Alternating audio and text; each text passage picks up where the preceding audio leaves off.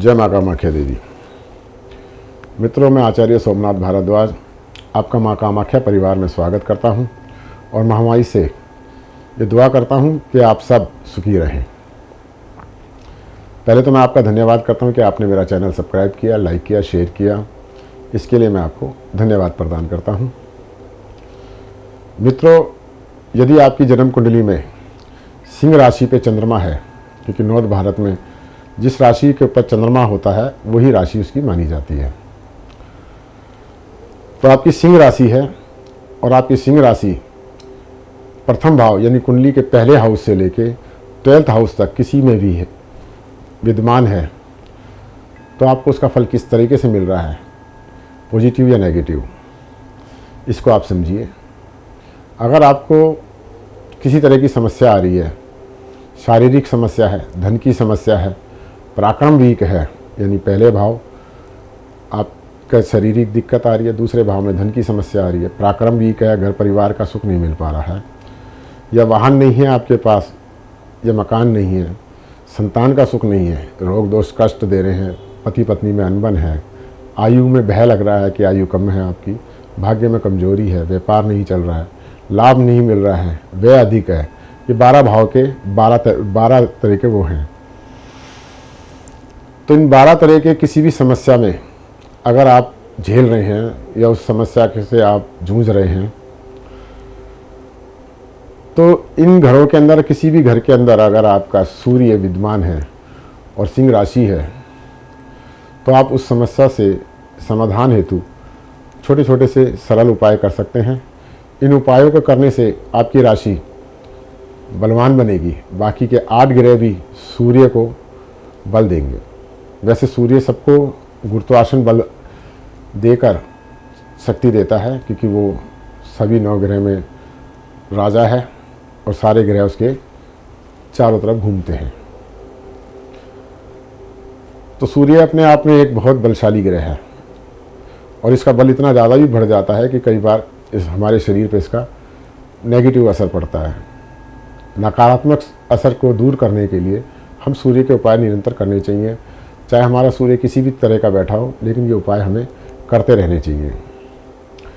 सर्वप्रथम उपाय है सूर्य को जल देना।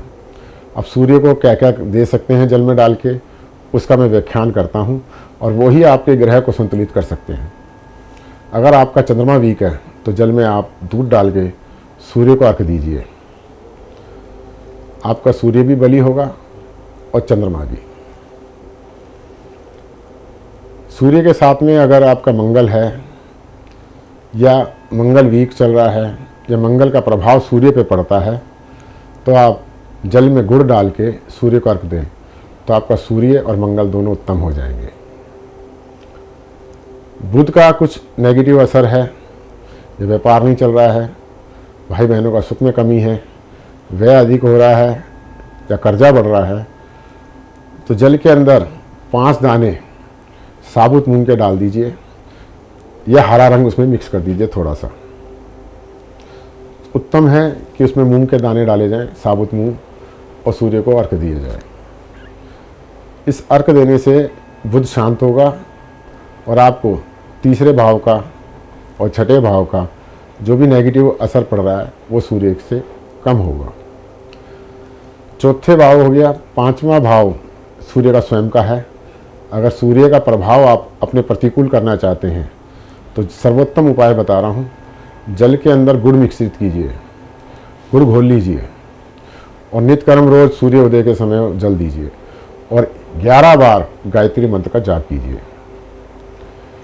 आप इस उपाय को करते ही सूर्य की सभी कृपा प्राप्त करेंगे, सारी ताकतें आप में आएंगी, शरीर की दुर्बलता खत्म होगी।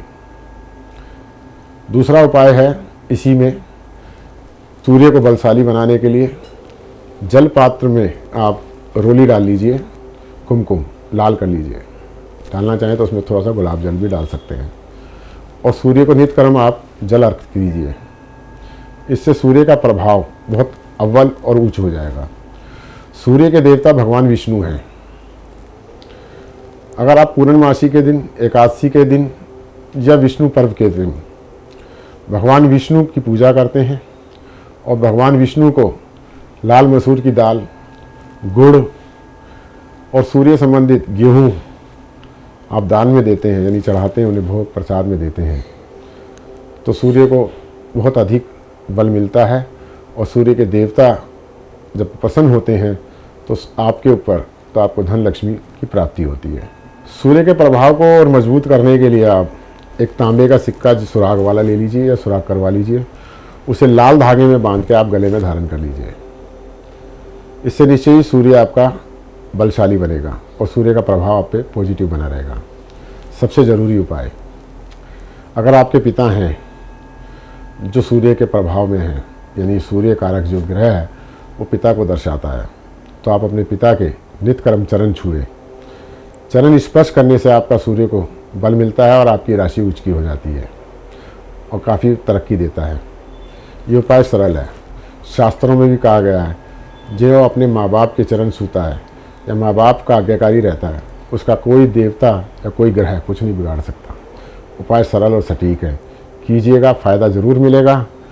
और हाँ, अगर आप अपनी जन्म कुंडली या कोई समस्या का समाधान चाहते हैं तो नीचे दिए नंबर पर हमसे संपर्क कीजिए, हम अवश्य आपसे संपर्क करेंगे और आपका जो भी उचित मार्गदर्शन होगा वो करेंगे। चैनल को सब्सक्राइब करके माँ कामाख्या परिवार के सदस्य बने। कमेंट बॉक्स में जय माता की लिख के माता का आशीर्वाद आपको प्राप्त हो। और हाँ, लाइक करना ज़रूर ना भूलें, लाइक ज़रूर करें, अच्छा लगे तो लाइक ज़रूर करना चाहिए। इसी के साथ मैं आज्ञा लेता हूँ। जय माँ कामाख्या देवी।